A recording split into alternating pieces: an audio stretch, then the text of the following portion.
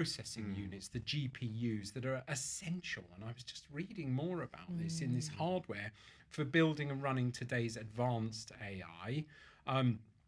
As the head of that company, which is worth trillions of dollars, he's arguably the single most important figure in the AI industry. I thought there was a lot of competition at the software level, the sort of OpenAI versus Gemini, etc. But at the hardware level, it's a different game altogether, because you've got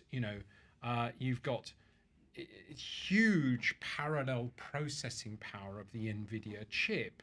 And it's created, apparently, because they've created an interface into that chip called the CUDA platform. It's created a deep moat that is incredibly difficult for competitors like AMD and Intel to overcome. That's because all the engineers developing all the fun AI things are all working in this Nvidia specific language. And Mark, we'll talk to you more about that. But before we switch to that, Emily, how is the journey into AI going? Does the king really need to share his concerns?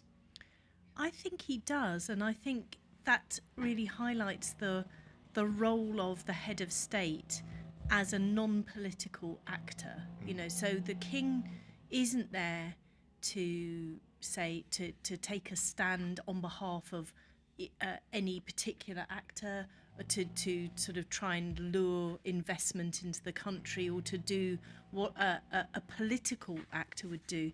Instead, he's taking a humanitarian and societal view, and actually assessing the AI revolution that we're all living through as no less important than the discovery of electricity. And so that's a really interesting parallel. And you think how much the life that we lead has been transformed by electricity in every way. If you take electricity out of our life now, we can't really function very well, whereas our own grandparents or great-grandparents didn't have electricity at all.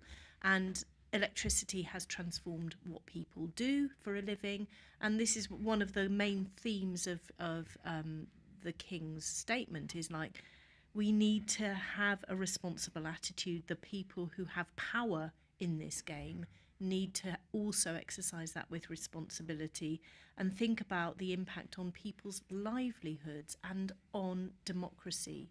So those are two areas which I think everybody has an anxiety over. And just switching to this more technically, Mark, Nvidia has obviously, as we said, established some strategic assets in this space. They've really landed in this. They seem to be the standard in the AI space. Is this like Microsoft in the 90s, wouldn't you agree? I think it is to some extent. I mean, Nvidia have a very interesting sort of recent history in this whole sort of area of effectively moving software into hardware. So what's really interesting is that as a coder of software, often you start with a high level language, in inverted commas, one that's very accessible, that lots of people can write in. Then to make things faster, you go to a lower level language to speed things up, and there's something that we do ourselves to make things faster.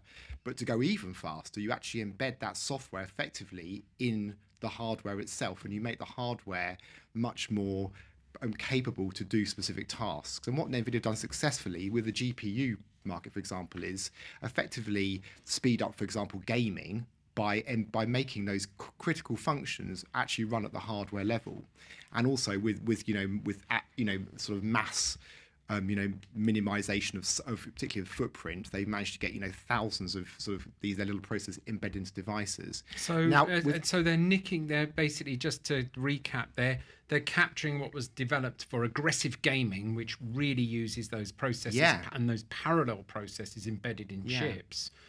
And they've just rented those effectively to the AI world.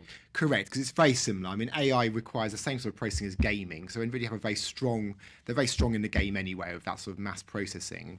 And what they've really done is they said, right, okay, developers, now you can natively call our hardware directly to perform certain AI functions, which makes it extremely performant and efficient.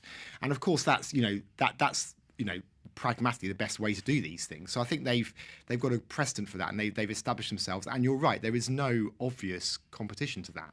Yeah, Mark, I wanted to, and Lucy and I wanted to sort of just open up the conversation. First of all, what is Nvidia, for people who might not be familiar with it, and I think, to reflect that it is more valuable as a company than Microsoft and Google. It is the world's first $4 trillion company. Jensen Huang is not only the CEO, he is a co-founder along with friends from university. He's been doing it for 30 years. A lot of its manufacturing is located in Taiwan, which is a geographical, real strong actor in the semiconductor market. And I'm really fascinated by the sort of the switchover, the seamless adoption through gaming, which has huge high performance requirements for, especially for multiplayer games, to get that performant. And remember, during the pandemic, there was a chip shortage. And it was these high performance chips that were particularly in short supply. And then the very last thing, a conversation that came up this week in work, we had some visitors, was don't say thank you to your AI chatbot because it's so computationally expensive. And one of the things that we gloss over is how incredibly power hungry and therefore environmentally impactful the AI revolution is. I need to just answer. I was going to answer the sort of what is Nvidia, but I was just so teased by that sort of don't say thank you. There is an ecological cost that obviously has to be, and a good AI, surely you can train it to, let me not have the emotional and personal cost of not being polite, and always ignore my thank you bit. Don't use any computational power, but let me say the words thank you, because we want to promote ethical and good practices and politeness even between man and machine. That's my personal view. I'm interested in Mark's on that. But what is Nvidia? It's not just a chip manufacturer, but like Mark is saying, we're exporting our processing power into that hardware. So we used to have old computers with basic BIOS input-output systems, but now we've got more smart stuff happening at the actual processor level. But they're not just making these flagship chips with like A100s and H100s and the most powerful Blackwell series and all of this. Tens of thousands of dollars for each chip. But they're also creating a whole suite of software beyond that, which helps us all. We're all getting into the AI game. I'll leave that to Mark, but it's making us all jump through hoops and give us tools for, building digital twins and realistic virtual simulations of cities in seconds. So we can start our sort of AI work already with a whole suite of stuff that we don't need to program or worry about. Mark, wouldn't you agree? Definitely, and I think this is their sort of, I think their key sort of value proposition is this embedding of stuff such that they have so much control over the hardware. I mean, at the end of the day, both ARM and Intel embed Nvidia chips in on their processors directly for the purpose of GPU. So and they've got that market. Nice, but what it means is that then the APIs, the programming interfaces in tech terms, to access those chips are very standardized, very controllable. And as Lucian's mentioned, you then have the opportunity to have sort of very sort of, I mean, we're talking a lot these days about agentive AI, which is, AI to solve specific purposes. And they've done a similar thing with this by having sort of models sort of out of the box on their chipsets that solve certain problems. And I think that having that tight coupling is really what makes it. And Emily, on that, we're getting smarter and smarter hardware.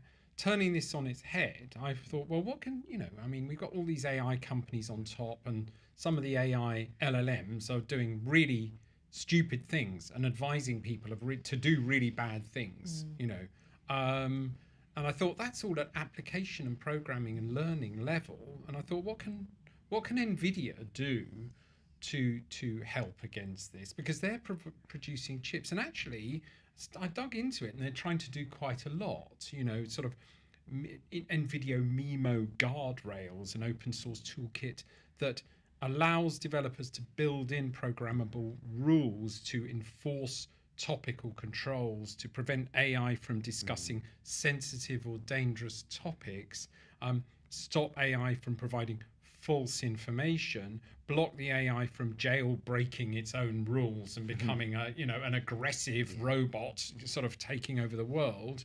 Can you see that going wrong? Well, I think it highlights the effective power of the manufacturer there and elevates that technical role into something that's more than technical, that is actually affecting and controlling behaviour. I think from what you've said, in a very well-intentioned way, one can also understand that that rules that make perfect sense in one situation become very oppressive or very difficult in other situations. And that's one of the difficulties of doing things like running a society or being a government, is that it's incredibly difficult to get the outcome you want by making rules. So I think when most people reflect on the impact of artificial intelligence, they very rapidly get to this is a very societal impact it's going to have.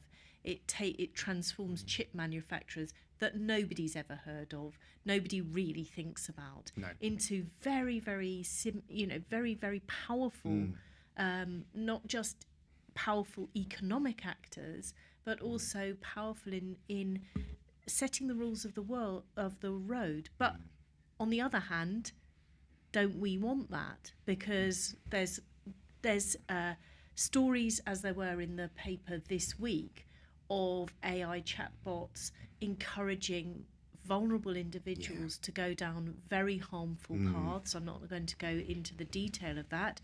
We've also had, we've talked on this podcast about AI therapists and so on. People are using the AI and interacting with the AI like humans. So we do want someone to take responsibility, and the world's governments aren't really in a shape to collaborate on that. Mark, this is all really exciting stuff, obviously, as an engineer, and we're resolving, challenges in security and security research that we would have dreamed of before. Absolutely. Yeah. Are you comfortable about where we are? Yeah, I think, back to the sort of more societal question and the sort of the King Charles angle in this, my feeling is that we're at a point where we are simultaneously overexcited and over fearful about AI. And I think that's the best way I'd describe it, really. I think, obviously from a technical perspective, yes, it is amazing. And, I think of myself as a fairly technical person, but I still think that LLMs are black magic, because they are absolutely amazing, and they do solve so many problems, and they work incredibly well when trained well and all those sort of things. But I think we all accept that the risks that we talk about a lot about, the way that AI can be used for bad.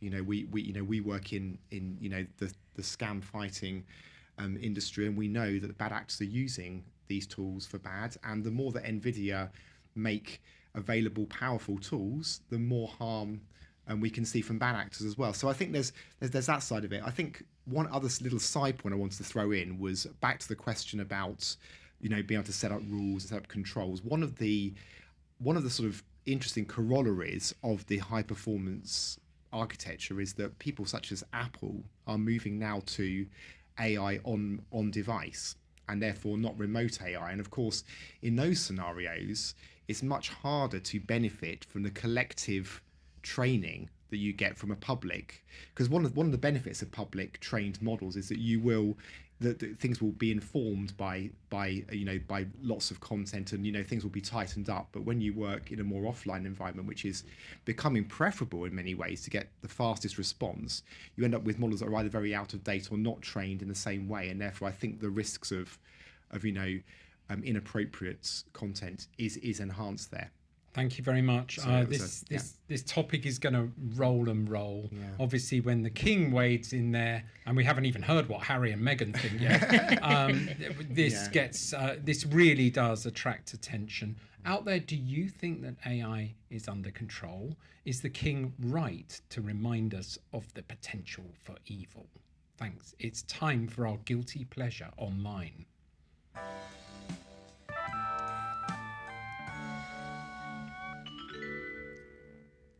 Mark Robertshaw, it has to be you today. You're up for it today because you're standing in, so we're going to come out with it. What is your guilty pleasure online? So my guilty pleasure today is a slight obsession with Quora.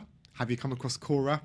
Quora is basically a platform for people to ask questions. And for people to crowdsource answers. Quora with a Q, yes. So, and it's one of those platforms which inevitably is using training with AI to tweak the questions it gives you. So I'm currently on a sort of slightly obsessive strand of car-based questions that are being pushed to me every day via Quora. So, you know, what car do mechanics choose for themselves? Is it dangerous to to reuse engine oil? This kind of stuff. I'm sorry, this is a different Mark Robertshaw than the one that I know, because me and Nathan typically have quiet little private guilty pleasure obsessions talking about car stuff. Mark, you're never part of that. No, has the algorithm in the sky yes. Has it pointed to you and say, Mark, you need a new car now? The more you engage, the more you get. It's just like classic AI, isn't it? Yeah. And, I mean, there was I think the funniest one this week, which I slightly on the edge, but it's quite funny, was do nurses talk about their male patients? And I was like, really random question. This could go in all sorts of directions. And the answers went in all sorts of directions. Is that male nurses or female nurses? I assume it was female nurses, but it could be either. I guess it could be either. But the range of stuff that people are asking is but it can become a bit of an obsession. So does it include just normal things like anyone recommend a good restaurant, or is that just too boring? No, for Quora? it's kind of I guess interest questions, so it tends to be, it's not specific geographical. A lot of them are very American as well. So why would you, can you just help us differentiate between all the questioning type of things? Why would you use Quora rather than Reddit, rather than interact with an AI chatbot? What does Quora deliver to you that the others don't? I think probably for me, I have switched on the send me a digest every day. Oh no! So I get the emails, and then every morning I see an email. I'm like, okay, and then you get sort of just obsessed with the questions because some of them are so funny, like and outrageous. It's like, well, how does someone answer that question? And you've got to just sort of read the answers. So it's Emily, is there a gap in the market here? In our neighbourhood WhatsApp group, we find out that there are quinces available to make quince jelly. You run round the corner, and that sort of group chat has helped you. Is there space, do you think, in your life for another thing? Oh, I think so. I think so. Anything that helps. I really like our neighbourhood chat because I do find out about things like quinces that go, especially at the end of the summer, everybody's got overproduction of certain produce, and they leave them outside their door, and everyone goes outside to have apples or tomatoes or all sort of things. My world is like this. I think that could be marvellous. Following a brazen $1.2 million daylight heist of crown jewels from the Louvre in October 2025, investigations revealed shocking details about the museum's cybersecurity. It was reported that the password to access a server for the museum's video surveillance system was simply Louvre.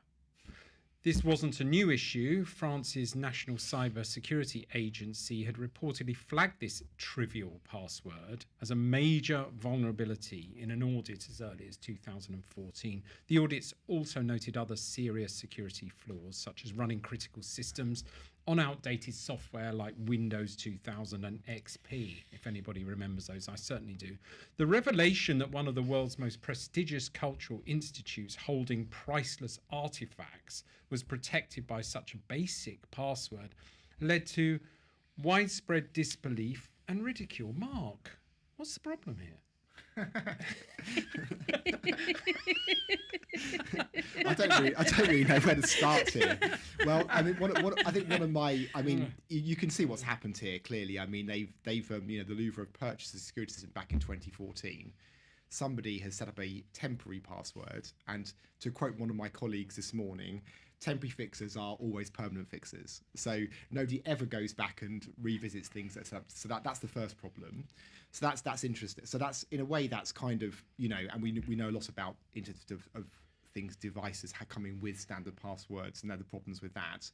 But I think then the most shocking thing, I suppose, is that it was flagged by the security services in an audit in 2014, and yet it was still there in 2025. So you're wondering what's gone on there. And I think one of the other interesting things is if people get very frightened about changing systems they don't understand. And I suspect it's been one of those situations where it's like, if it ain't broke, don't touch it, and it's working, and therefore nobody really knows how to actually affect those changes, and it's a sort of endemic problem. But yeah, I think we've seen a lot of memes out since then. The Louvre hosts the Great Mona Lisa. There's a lot of speculation about her sideways, ironic look. Her enigmatic smile is apparently a look of pure judgment and side-eye directed at the museum's IT department. And finally, we know what the expression on her face is about. She was going to predict that they would do this terrible thing. Emily, is it is it reasonable to ask people to have to remember complex passwords to access critical services?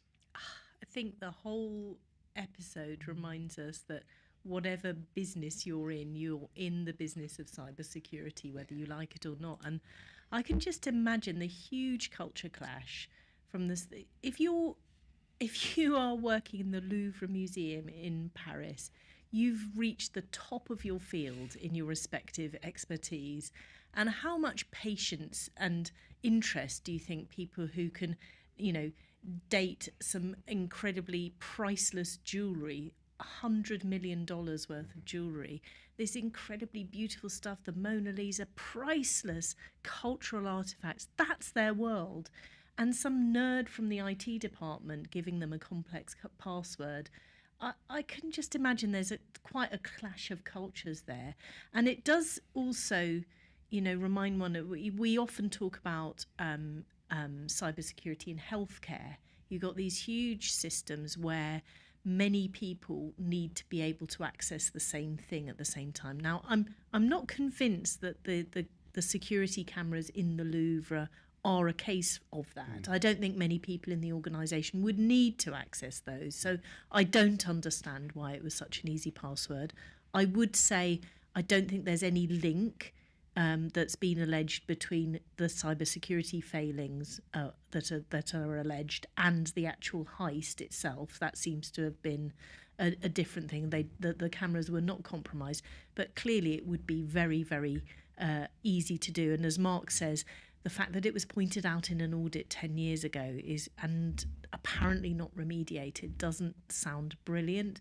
But it's just how these expert communities, we've done studies or had colleagues who've done studies of things like cybersecurity and civil nuclear physicists, brainiest people in the world. How much patience do they have for nerds from cybersecurity lecturing them about passwords? Zero. They think they're stupid, and they're actually worried about much greater public risks, like the risk of it all going wrong in a nuclear environment. So it's a difficult one to get right. Mark, you're responsible for our overall security, and congratulations. Yes. You just personally, with Katie Mars in our company, achieved 27001, I remembered it, ISO certification. And on the one hand, you've got easy to remember, easy to share passwords, and let's talk about sharing passwords in a minute. But then there's the sort of what is a proper password, and there is actually software that helps you generate those. A recent password that I generated using the software that is actually a healthy and good password from a mechanical point of view, and I've simplified this just to hide it, is #G capital T 57 capital H small h T L capital J capital O J G capital Y star capital D. What happens if you lose access to your password manager? Okay, let's repeat that back. Yeah, but if I'm logging into my computer every morning, is it reasonable? Yeah, I think there's a sort of there is a pragmatic line to be drawn for passwords that you need to remember versus passwords that you don't. And I think that's the bottom line, is that, we have a password manager which is well integrated into our systems for passwords you don't need to remember because you only occasionally access them with a service. I think inevitably you need to have a memorable password for logging into your workstation every morning, if that's a requirement for you. And I think for that, we have rules about that. Even it can be whole words. It should contain at least one symbol, and it should contain a number, but it can be of a sufficient length that it wouldn't then be easy to guess. And I mean, the other side of it is that most systems, frankly, will lock you out after a number of attempts of an invalid password. So you're making it sufficiently complex that it wouldn't be easily cracked. How Emily, would Louvre do? Oh, well, I think there is, because they also like to help you remember your password. You need some, I forgot my password clue. And they were saying in the Louvre Museum, the guards were able to remember by looking at their uniform. But Emily, just quickly, I mean, passwords, where is this going? I know you look after a vulnerable person who finds the whole of the internet, and even just literally looking at the phone very confusing. It's one of my Tech Room 101s is digital exclusion, particularly of the elderly, because and I think Alice was saying the other day, in her previous work as a speech and language therapist, there are these brilliant programs and things that can help people with hugely profound communication things. And then you go and visit the house and ask everyone where the iPad is, and they're like, "Oh, it's gathering dust in the cupboard because none of us can remember the password." Right. And you're actually it's for your own good, but the reality is that many people are actually locked out of technology because they don't have the capability of remembering passwords. They can't remember the password for their password manager. And it feels like we can have a conversation with an AI about the most incredibly complex things, but we still haven't actually come up with a replacement for passwords. A last quick word. My daughter worked in the NHS. She was instructed by the IT department. The password is whatever the password is. Yeah. Share that with everyone. If you ever change it, you'll be sacked. Yeah. Would that have got through ISO 27001? Absolutely not. No. I mean, you've got one of the key principles that we work to is generally not password sharing. People generally need to have individual passwords wherever possible. So yeah, it's the whole principle of that is anathema. Thank you very much. It's time for our Tech Room 101.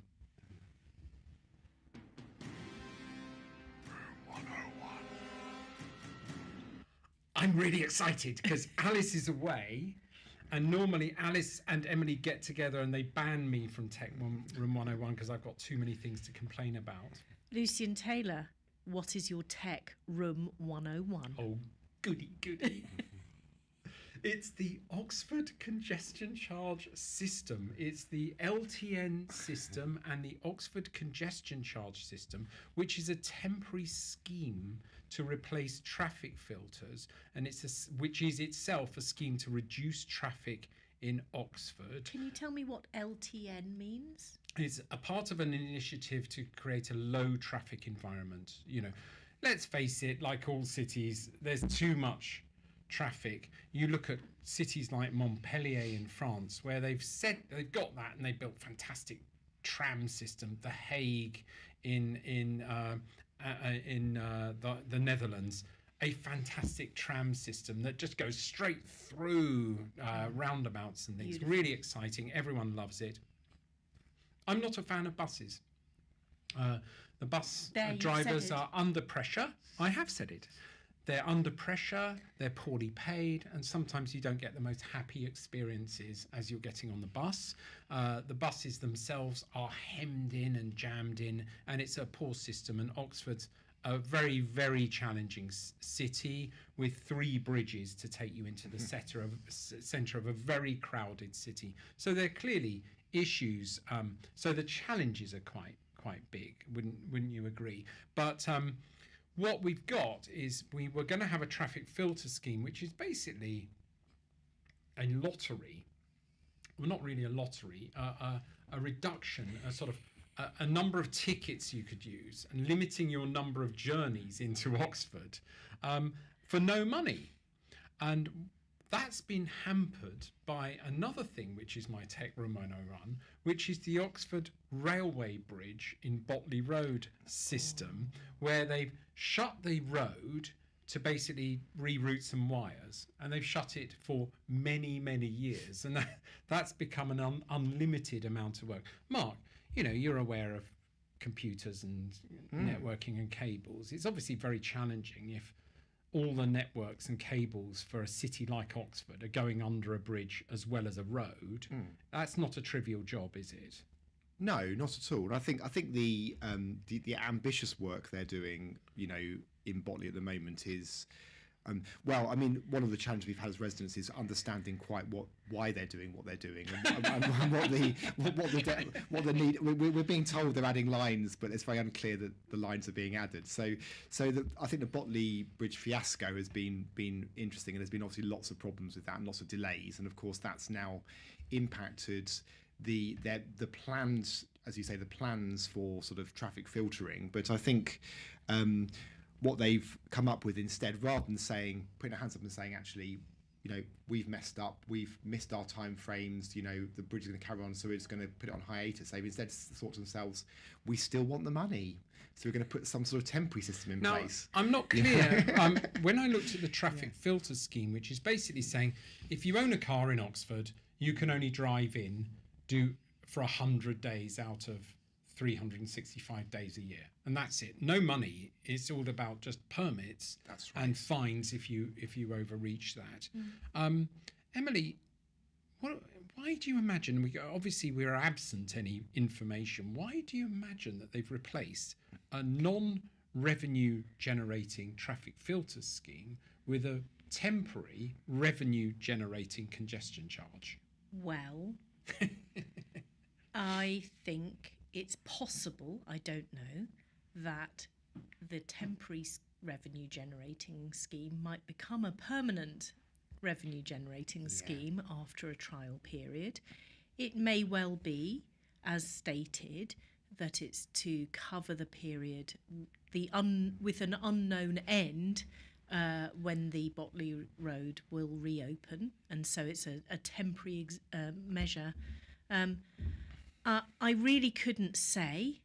What I can tell you is that since the scheme came into effect, which affects one road in our neighbourhood, the traffic on all the other roads in the neighbourhood has sort of come to a complete standstill.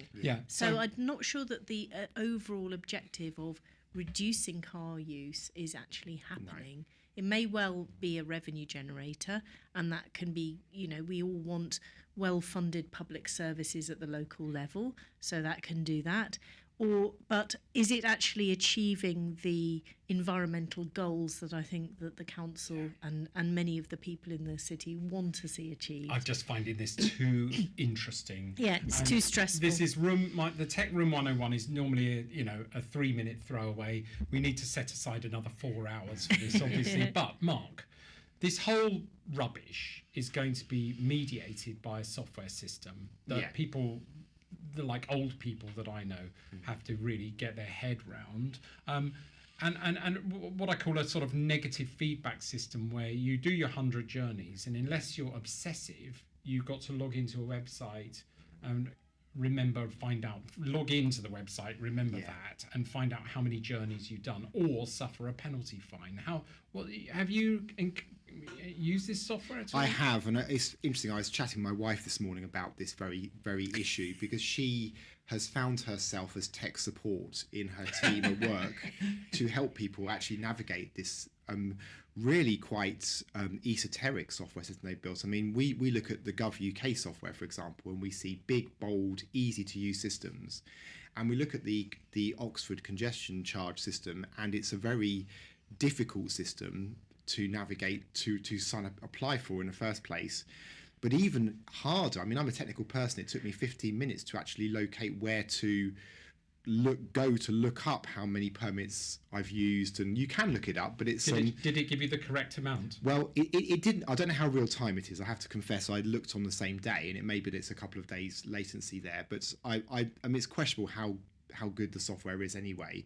But I think from a usability perspective, I'm very concerned about the vulnerable people in a community being continuously hit with fines because of an inability to actually go and utilize the system, because it's not straightforward. Thank you very much. Our Tech Room 101 is some bit of fun at the end of something that we'd like to throw into the bin forever. So I'm proposing that we throw into the bin forever the technical system that is running the Oxford temporary congestion charge in lieu of the new traffic filter system. I think while you're throwing all that software in the bin, why don't you just throw the whole program in the bin and just consult people about what they want? And we've moved away from a fun little Tech Room 101 to becoming angry. So on that happy note, please like, follow, or share with us. And also ask your smart speaker to listen to the podcast, The Internet Seriously. We have been talking about King Charles warning Nvidia of the risks of AI, and we've also discovered that the Louvre password is Louvre.